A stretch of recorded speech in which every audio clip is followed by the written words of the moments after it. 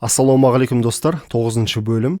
Бұл видео аса ұзақ болмайды. Бұл видеода аудионы Melodyne программасына салмас бұрын қалай дұрыс дайындап алу керек екені көрсетіледі. Жалпы достар, мен сіздерге кеңес ретінде айтарым, дауысты жазатын кезде барынша жақсылап жазып алуға тырысу керек. Өйткені Melodyne бізде сиқырлы программа емес, ол жерде тек қана нотасы және ритмін ғана түзеуге болады.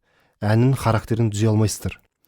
Көп жағдайда нашар жазылған дауысты Melodyneмен тазалаған кезде дауыстың тембрі өзгеріске ұшырап кетеді. Сол үшін жазар алдында тональностьны ыңғайлы етіп таңдап беру керек. Айта алмаған жерлерін барынша жақсылап айтқызып алуға тырысу керек. Соның ішінен жақсы деген дубльдарды таңдап алсаңыздар, Melodyneмен тазалаған кезде жақсы нәтижеге қол жеткізуге болады. Мен өз басым Melodyne программасымен танысқалы бері сырттан бөлек программа ретінде ашып жұмыс жасаймын. Қазіргі таңда Melodyne 4-ші версиясымен жұмыс жасаймын. Бізде Melodyne Cubase-дің ішінен плагин ретінде ашылады. Тек қана Melodyne 3-ші версиясы кезінде плагин ретінде де ашылатын, бірақтан үлкен задержкасы болатын, жұмыс істегенге кішкене ыңғайсыз болатын. Қазіргі таңда 5-ші версиясы бізде плагин ретінде ашылады. Ешқандай задержкасы жоқ, жұмыс істеуге өте комфортны. Айтайын деген, сырттан жұмыс істесеңіздер де, іштен жұмыс жасасаңыздар да, екеуінің жұмыс жасау принциптары бірдей, ешқандай айырмашылық жоқ. Сырттан жұмыс жасап үйренген болсаңыздар, іштен плагин ретінде ашып, ешқандай қиындықсыз жұмыс жасап кете аласыздар. Бізде екі программаның арасындағы частота бірдей болғаны дұрыс достар. Ол частотаны тексеру үшін біз Cubase-те клавишта Shift S дегенді бассақ, мінекей осындай кішігірім окошко шығады.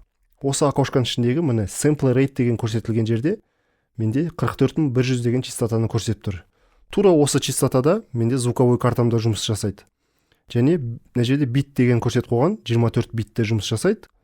Тура осы настройка Melodyne'да болған дұрыс абзал достар. Өйткені мына жерде 44100 болып көрсетіп тұрып, Cubase-та Melodyne'да 48 болып тұрса, немесе мына жерде Cubase-та 24 бит көрсетіп тұрып, ал Melodyne'да 32 бит болып тұрса, Melodyne'да дауысты жөндеп болғаннан кейін, экспорттағаннан кейін Cubase-ның ішіне салған кезде искажение пайда болуы мүмкін. Сол үшін екі программаның арасындағы частота бірдей настройкада болған абзал. Ендігі кезекте бізде жазылған әрбір фрагментті бір-біріне біріктіріп, Melodyne'нан іздеген кезде ыңғайлы, табуға ыңғайлы етіп дайындап қоюымыз керек. Мынау мысалы әр аудио фрагментке қарасақ, мына жерде аудио 02, 04, 02, 06 деп көрсетілген. Бұл әр жазылған дубльдар, фрагменттер. Енді осыны атын өзгертуіміз керек. Әрбір проекттің өзінің аудио папкасы болады, сол папкасына түседі, өз атауымен түседі. Ертең күні Melodyne'нан тартқан кезде сіздер емін-еркін тез тауып аласыздар. Оның барлығын қазір көрсетемін.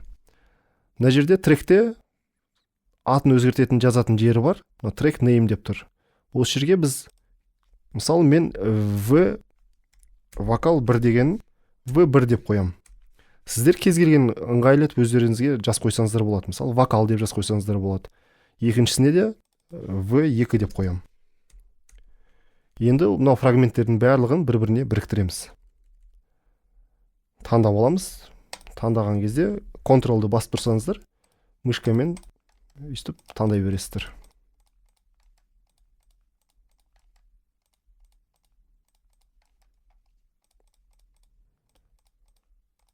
Мінекей, енді осының барлығын біріктіру үшін жоғары жақта аудио деген жазуға кірсек, аудионың ішінде бізде міне Bones Selection деп тұр. Осы Bones Selectionға басып жерсек, бізде мынау фрагменттің барлығын бір-біріне біріктіріп жібереді. Міне енді Replace дегенді бассақ, мінекей, барлық фрагменттер бір-біріне біріктірілді, және мына жерде аты өзгерді. V1, V2 деп. Жаңағы Bones Selection дегенді горячий клавишқа қойсаңыздар болады. Оны қою үшін преференсінің ішіне кіреміз. Кешірім сұраймын. Key-Commands'ның ішіне кіреміз. Key-Commands'ның ішінде аудио деген папканы табамыз. Мінекей, аудио деген папканың ішінде Bones деп тұр. Осы Bones деген жерге өздеріңізге ыңғайлы, қай әріпке ыңғайлы солғанын қойып қойсаңыздар болады. Ертең күні барлығын біріктіретін кезде сол клавишті бас жерсеңіздер, барлығы біріктіріледі. Мінекей, енді осы аты өзгерді бізде. Енді бізде минусовкасын дайындап алу керекпіз. Мысалы үшін біз минусын дайындау үшін, егер де тональности өзгермесе минусовканың, біз тура осы вокалдың тұсынан минусовканы кесеміз. Оны кесу үшін міндетті түрде мына жерде снэп сіздерде қосылып тұру керек. Снэп қосылып тұрған кезде тура өзінің тұсынан кеседі. Егер де бұл қосылып тұрмаса, сәл бір микросекундтар ерте кесіп қою мүмкін, немесе кеш кесуі мүмкін. Сол үшін снэп қосылып тұру керек. Тура тұсынан кесесіздер. Және соңынан кесеміз. Қай жерден бітіп жатыр вокалымыз? Мұны соңынан кесеміз. Енді мына жерге біз мысалы минус деп қосақ болады. Енді мынау кескен жерін таңдап, аудиоға кіріп, жаңағы bonus selection'ды басып жүрсек, мінекей бізде минус деп тура осы қай жер фрагменттің тұсынан кесілген жерінен бізде минусовка кесілді. Ертең күні мелодайннан ашқан кезде екеуі бірдей жерден басталады. Вокалдарыңыз кешіп қалып қалмайды, немесе ерте басталып кетпейді. Ал менде мысал үшін мына жерде тональность өзгерді. Мысалы минусовканың тональности өзгерген болса, бізде мысалы жарты тон өзгерді. Ондай кезде экспорт жасасаңыздар да болады, немесе мелодайын ішінен минусовканы көтеріп түсіруге болады. Оны енді тікелей мелодайын программасын толық көрсеткен кезде мен сіздерге барлығын толық мағлұмат. Мінекей достар, енді осы өзгерген названиясы өзгерген аудиоларды біз папкасынан іздеп көрейік.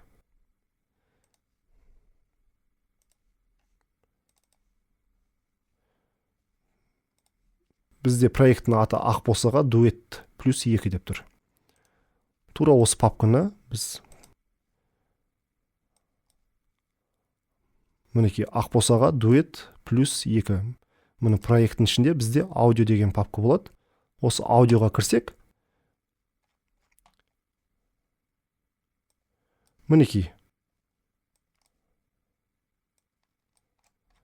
біз жаңа өзгерткен название V1, V2 деп көрсетіліп тұр.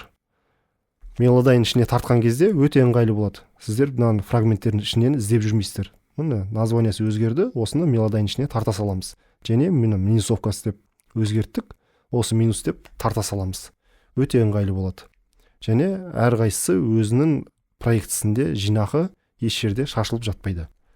Сондай достар. Мінекей достар, келесі 10-шы бөлімде біз толықтай мелодайын программасына тоқтаймыз. Настройкасы, функциясы, қалай дауыс жөндеу керек, форманта, принциптары жөндеу, минусовкамен жөндеу, слухпен жөндеу деген сияқты көптеген информацияға тоқтаймыз. Астына лайк қойып қойыңыздар, комментарий жазып қойыңыздар, қолдан келгенше жауап қайтаруға тырысамын достар. Аман сау болыңыздар.